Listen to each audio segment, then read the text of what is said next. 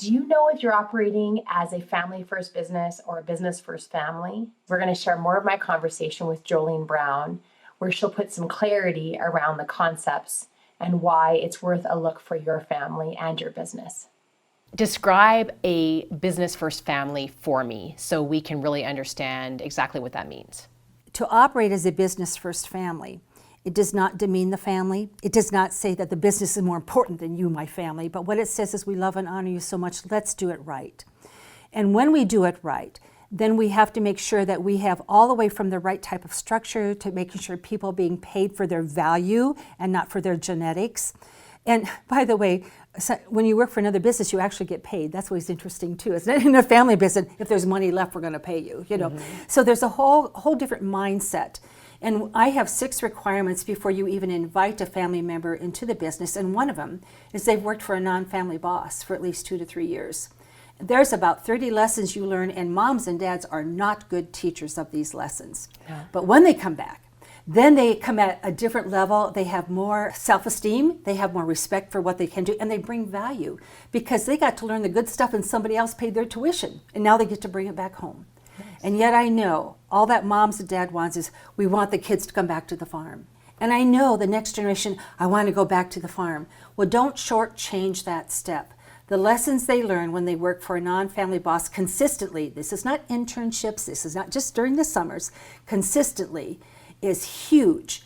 And those lessons cannot be taught by parents. I feel like the majority of farms are functioning in a family first mode. Yeah. And I hope I'm wrong, but that's what I'm seeing as well. We're improving on that though, because the economics have made us that we had to operate. Our bankers, our lenders, our lawyers, our accountants are demanding that we have the paperwork, that we have the decision making that goes behind it. And this is where this junior partner generation can elevate everything that we have done in our business so far. We got to be pretty slapshod, we called it. You know, we got to do what we wanted to, and it was good enough. It's not good enough anymore. The documentation, the cash flow, the net worth, the budget, the business plan, this is all critical to make sure that when you're a structure, you operate as that structure, whether it be a corporation or an LLC or FLP or any type of partnerships along the way, that we operate as that. Well, the younger generation knows the value of that, and they often know what needs to be done. Sometimes we just got to get out of the way. And I will tell you, when I find sometimes the next best leaders of the business are not family members, and right now, I got 6 families that I work with where the daughter-in-law is leading the business. I had one daughter-in-law, and I said, you know, everybody knows you need to lead, and so do you. And she had every characteristic, personality, and credential that was needed to lead the business. She had proven her worth. And I said, if you do this, not only do you have to have a real strong mind, you have to have a real strong spine. And then I said to Dad, I said, do you know, by the way, she can fire you? She's going to decide how much you get to be paid. She's going to evaluate you.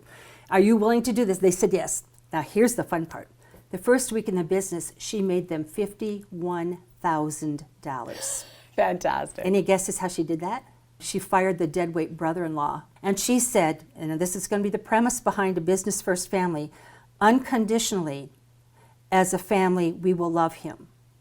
But as a business, there are conditions, and he is no longer working here because it is conditional. You said something earlier, I just want to hook back in. When you're talking about the requirements of the accountants and the lenders and other participants that farms are having to work with, that it has to be a business first family. I think it's interesting because I've certainly heard resistance from people saying, they're making me do this and then I have to do this, when in fact it's a risk minimizer or mitigator. And it's actually in the farm's best interest. And really, by going that extra mile, it's going to really help them to get their business in shape. So it's just an interesting kind of pivot that how people perceive what they're being asked to do. Well, and it all is in how it's approached. If it's the value that it brings the business versus the cost of the business.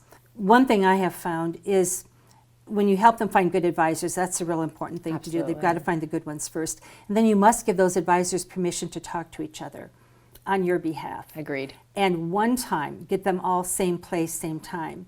You will save yourself a heck of a lot of money and a lot of frustration down the road. Because so many farmers or ranchers will go to the accountant and he'll say, well, in order to save tax, I think we should do this, this, and this. And then 2 weeks later, you go to the attorney and trying to tell the attorney what the accountant said, and you don't get it right, so you go home and you do absolutely nothing. But if they both sat there and you've had to meet with them first independently. You've got to give them the background. They're going to tell you what they need to have you bring to them so they can prepare.